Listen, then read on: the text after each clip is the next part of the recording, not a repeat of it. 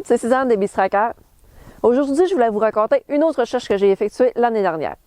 En fait, ça a commencé le matin, je prenais mon petit café tranquille, relax, comme d'habitude, téléphone sonne. Puis ben, comme de raison, c'était pour une recherche. Fait que ça n'a pas été long que Tracker, il s'est ramassé sur le bord de la porte à attendre que je finisse de préparer notre bagage. Puis hop, on est parti à Girardville. La recherche que j'ai effectuée, ben, c'était un tir non mortel. On a pisté l'Orignal sur quand même près de 2 km, traversé un chemin, un croche à 90 degrés. Puis juste après ça, je sortais du bois. J'étais même pas encore rendu au village. J'étais vraiment encore dans le chemin forestier. Puis mon téléphone a pogné. Puis j'avais un message sur ma boîte vocale, j'avais une autre recherche. J'appelle, ben là, c'était direct à côté, j'étais à 10 km. Ça, c'est vraiment rare, là. 2 recherches, une en arrière de l'autre, à 10 km une de l'autre. Ça vaut, dans ce temps-là, ça vaut le déplacement. Fait que ça, je voulais vous dire, là, c'est important de laisser un message vocal quand vous appelez un conducteur de chien de sang. Laissez vos coordonnées, on vous rappelle. Puis des fois, c'est juste à côté, là. Ça a pris 15 minutes, puis je rencontrais mon deuxième chasseur de la journée. Ça a été un tir quand même assez rapproché, puis on savait que c'était un tir qui était probablement mortel. J'avais la vidéo, eux autres, ils avaient relevé l'Orignal au moins une fois, peut-être même 2. Puis je savais que si j'allais plus loin, j'allais plus avoir de réseau. Fait que j'ai appelé tout de suite SOS Braconnage pour les avertir que ça se pouvait que je sois armée lors de la recherche. Ensuite, on sera sur place, comme de fait, plus de réseau. On commence la deuxième recherche. Je trouve des couchettes, ils me disent où est-ce qu'ils ont relevé l'Orignal, ils l'ont vu partir à peu près de même dans le bois. On continue, on traque. Ça va bien, mais on retrouve encore une couchette. Puis là, j'ai dit, me semble que ça a l'air frais, cette couchette-là. Puis comme de raison, un peu plus loin, on entend craquer. Là, j'ai dit, tu sais, j'avais ma carabine, fait que j'ai dit, on va essayer de pousser. On va essayer de le voir de visuel. Puis on est arrivé sur le bord d'un lac. Puis là, c'était plus dégagé sur le bord du lac, mais je le vois, là, l'Orignal, il est vraiment loin. Il est vraiment à l'autre bout du lac, puis il marche sur le bord du... On essaie de se rapprocher, mais malheureusement, tout de suite, l'autre bord, quand il nous a entendu arriver, ben lui, il a repéré une talle de bois, puis on a perdu le visuel. Puis comme vous savez, mais j'ai pas le dos au télescope. Fait qu'on a manqué notre shot là, mais on savait qu'il était vraiment pas loin devant nous autres. Fait que là, on s'est dit, j'ai dit, je vais prendre une chance, on va faire une pause. Fait qu'on a fait une pause de 3 heures, on est ressorti du bois. Là, on devait être rendu, je pense, à 2 km de fait sur la piste.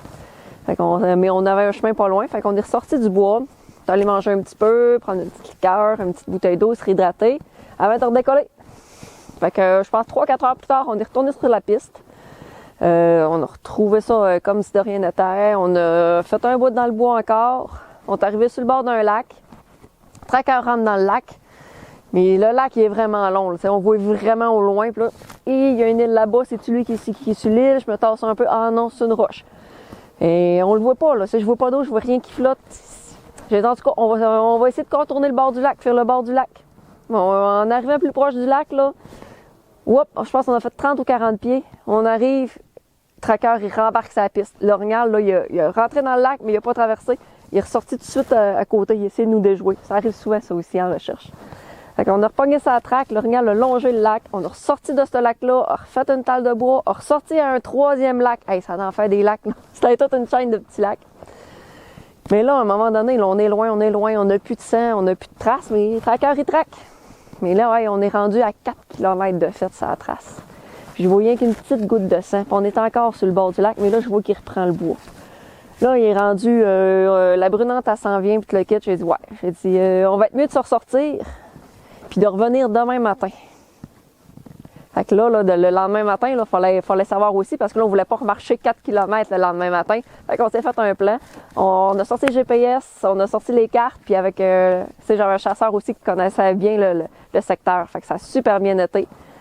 Fait que le lendemain matin, on est revenu sur place avec une chaloupe. On a été capable de se mettre à l'eau sur le lac où on avait arrêté. Mais ben, c'était pas le même lac, mais il communiquait. Fait qu'on s'est mis à l'eau là, on était capable de se rendre sur place, puis là, on se rendait, on n'était même pas encore arrivé où on avait lâché la recherche, qu'on voyait toute la belle brume sur le lac. À travers la brume, l'Orignal, il est là, il est mort sur le bord de l'eau. Fait que yes, on l'a récupéré. En fait, il avait remonté dans la montagne quand on a fini notre recherche, quand on a arrêté de le pousser, il a monté dans la montagne. Puis quand il a vu qu'on arrêtait et qu'on revirait, ça lui a pris encore plusieurs heures, il est redescendu, puis il a refait 400 mètres de plus que ce qu'on nous autres on avait arrêté. Dans le fond, on était vraiment à 400 mètres d'où c'est qu'on avait arrêté la veille. Ce qui est important de savoir, c'est que la viande, elle ne sera pas périmée en dedans d'1 heure après la mort de l'animal. C'est pour ça que c'est pas grave, même si on y va le lendemain. Là. Comme là, je suis retournée le lendemain, puis la viande était encore super bonne. Là. Vous allez voir les photos, l'orignal n'est pas gonflé du tout. Selon un article de la CCSQ, ça peut prendre un 5 à 6 heures dans des mauvaises conditions. Ça veut dire que le soleil, là, c'est un ennemi de la viande. Fait que, mettons, si votre bête est morte au soleil, c'est sûr que ça va être plus rapide, mais on parle encore d'un 5 à 6 heures minimum avec la viande à soit plus bonne. Fait que, comme là, c'était de nuit. Il a fait froid toute la nuit. Il y avait même du gel au sol quand on est arrivé. La brume. Il n'a pas plombé sur le soleil. On est arrivé juste au moment, à 7h30 le matin, on arrivait sur place. Fait que c'est encore super fat. En plus, il était dans l'eau. L'eau, ça a permis de conserver la viande aussi, d'abaisser la température très rapidement. Fait qu'en gros, les points à retenir pour cette journée-là, c'est de toujours laisser un message quand vous appelez un conducteur de chien de sang. Puis il n'est jamais trop tard pour faire une recherche. C'était vraiment exceptionnel. Encore une belle grosse journée.